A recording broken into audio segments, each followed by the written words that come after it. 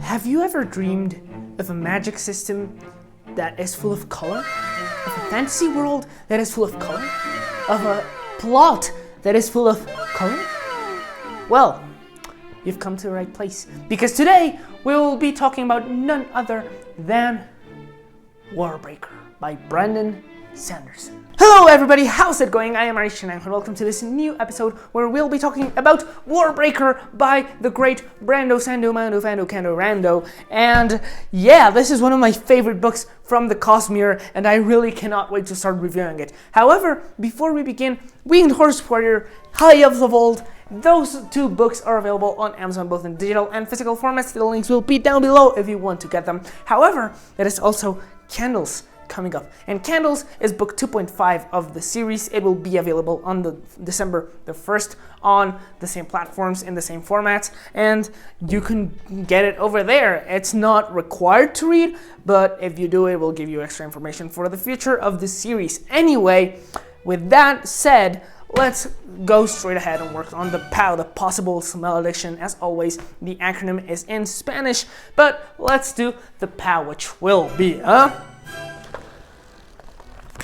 holy moly, I love this edition. This publishing house, this is not sponsored, but I still promote it because their books, oh, they smell, that smelling a book is an art, guys, and this is just a masterpiece. Anyway, before we actually get into the plot of this book, I'd like to mention that the Warbreaker, this book, belongs to a universe by Brandon Sanderson called the Cosmere, and I actually have a video covering what it's about. So if you want to check it out, it will be somewhere around here. Maybe not now, maybe it appeared before, maybe it will appear after, but check it out, because that video will explain a lot about how this universe works, how Warbreaker connects to other series like Mistborn or the Stormlight Archive, so you might really consider checking that video out.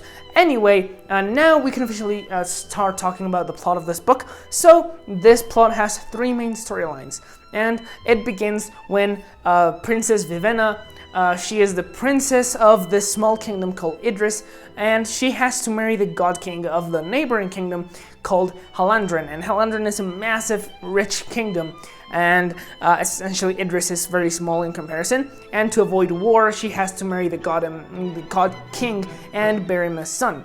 So she has been waiting for this all her life. However, when the moment comes, the king decides to send his rebellious daughter, Ciri, instead, because there was never really that much of an agreement set on that it would be Vivenna herself who would go. So Ciri is sent instead, and Ciri has spent her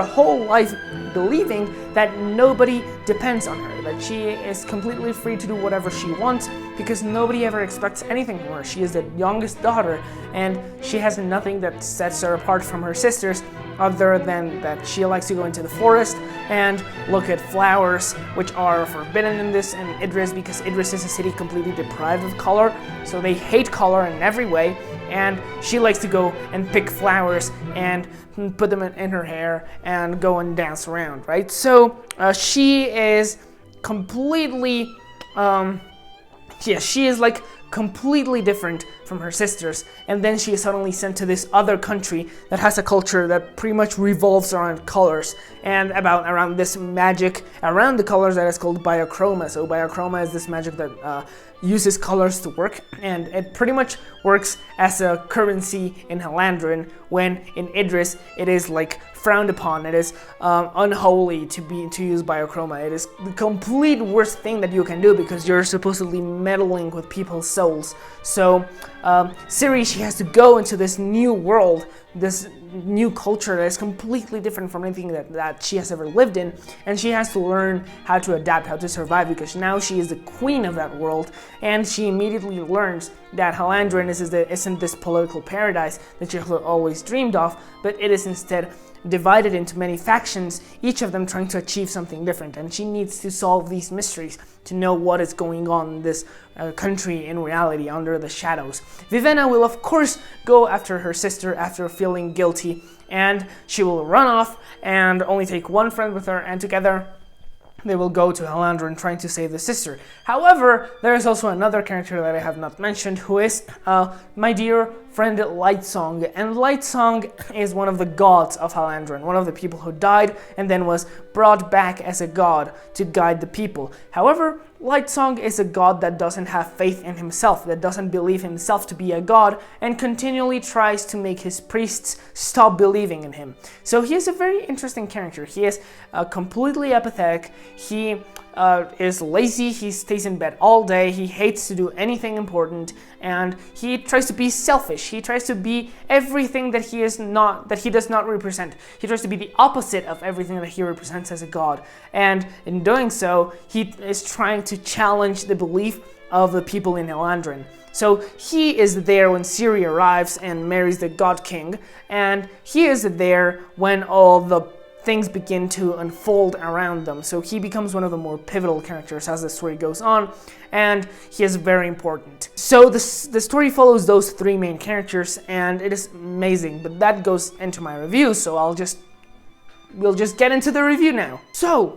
let's begin with the dear plot for this book. And though it's not as good as Mistborn or the Stormlight Archive in my opinion, it is a damn good plot. I really like it. It is so good. Brandon Sanderson is a master at creating plots. The beginning, this book, just like Elantris, it has three main storylines, like I was telling you.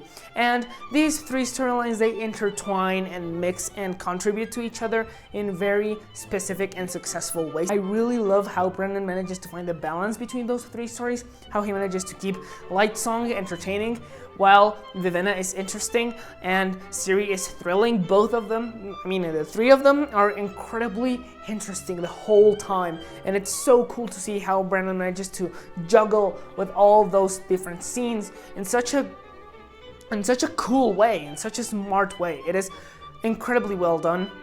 I really like it, and as always, as you reach the ending, as you go into the climax, the book just goes and smacks you in the face because you're following a trail that you think will lead to a toy car. You think that eventually the book will take you to a toy car, and you're ready to get that toy car, ready to get it, to give it to yourself, to enjoy it. And then suddenly there's a 180 turn and you find yourself staring at a real car coming right at you, and it's so much bigger and it's so much better. It's the exact same model as a tiny car, but in such a big dimensions. And you're marveled because you're like, holy moly, what is this? It's so good, I want it. And then he gives it to you in the most magnificent way. And then when you think you're done, another punch comes in your face, and then in the gut, and then it becomes better and better and better. And the book just grows and explodes, and the Brando Sando wave just clashes against you, and it's so good. And I'm scaring you, and I'm sorry, but it's such a good story. I love the plot for this book. It's magnificent, and you really have to read it. However, that's not all. The characters are also amazing. Ciri, I love how all her ideologies are questioned when she arrives in Halandren, how she goes from believing herself to be useless, to be this extra in the background, to be the fourth sister to be born, to be the least important of them all, with no mission. She transforms into the queen of the most powerful country in the world, but she is yet powerless, and she needs to find a way to gain power in this world, because if she doesn't, she will get eaten by everyone else. She needs to understand how it works. She needs to discover the secrets that are going on underground, because she discovers that people that she loves are in danger, and she needs to find a way to save them, to protect them, to guide them to safety. And it is so cool how much she changes and develops in this story, how much throughout the plot her arc moves her and turns her into such a great person. Ciri is undoubtedly magnificent. She's a great character, and I really love her. Then you also have Vivenna, who is even more challenged in this book than Ciri, because her ideologies were the complete opposite to Halandren. Idris and Halandren are complete opposites, and she has to go from living in Idris all her life and being taught that doctrine and believing in that doctrine to move into Halandren, which is the total opposite, which is completely nuts, completely different, and she has to land there, and she has to learn how to survive, because she's not only there because she wants to be, she is there to save her sister, and in order to do so, she needs to get into the politics of the world, and in doing so, everything that she has ever believed is challenged in such a profound way. Man, I love this book. And then you have Light Song, and Light Song is amazing. Light Song goes from being this apathetic character in the beginning. He has to grow so much in this book because so much responsibility falls on him as the plot moves onward. He becomes so important, so pivotal in the results of this huge battle scheme that is going on underneath.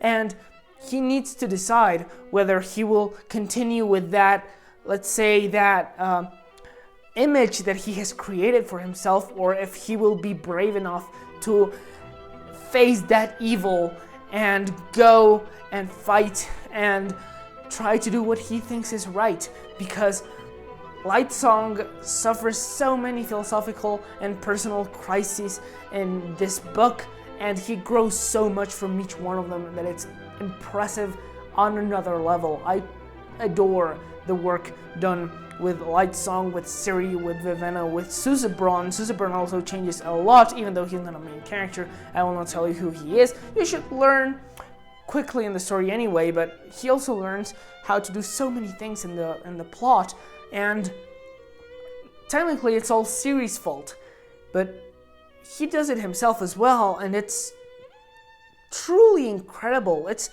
magnificent, it's great, and I love it. I love so much the characters. I love so much their development throughout the story. It's incredible, and I need to stop using that word, but it is incredible. And then, of course, the narrative. Warbreaker and every other Brando Sando book reads so easy. Brandon writes in such a calm way. He does not want to show off complicated words. He only grabs your hand and leads you on into what goes after, and in doing so, it becomes so easy to follow with the story, so easy to go, give each step, move yourself forward, try to reach the end, and it's so amazing. It's so cool. I really love it. And it's so easy that you can read Oathbringer, which is this thick, in 2 weeks, because it's so easy to follow, and I love it. I love the series so much. I love this book so much. And of course, I cannot finish this video without talking about the world. And if we're talking about Brandon Sanderson, it's a guarantee that the world will be amazing. And this is not an exception. Nalthis, the world in which all of this story takes place, though not as developed as, for example, Scadrial or Roshar, it is still magnificent. It is still beautiful, and it works in such a new, creative way. Who would have thought, who would have imagined to make a magic system that not only focuses on commands, on vocal commands like a Siri, but also on colors, and even on people's souls? Who would have thought of something like that? And developed it in such an interesting way. Biochroma is probably about to reach the level of others like Allomancy, Ferrochemy, or Hemorrhagy, or Investiture, Surge Binding in Roshar. It's so beautiful, so creative, so great, and I can hardly believe that a single man has made so much, because it's a beautiful, massive world that we have here. But anyway, that has been everything for today. I will give Warbreaker by Brandon Sanderson a 96 out of 100, and this book deserves it. It is beautiful, it is magnificent, it is a work of art, and I love it in every way. But anyway, that will be all for today. I really hope that you have enjoyed this video. If you have, please consider leaving it a like, subscribing, leaving a comment, checking out the book. It's worth it. Believe me, it is worth it.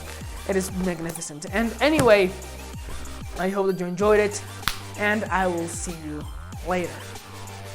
Goodbye!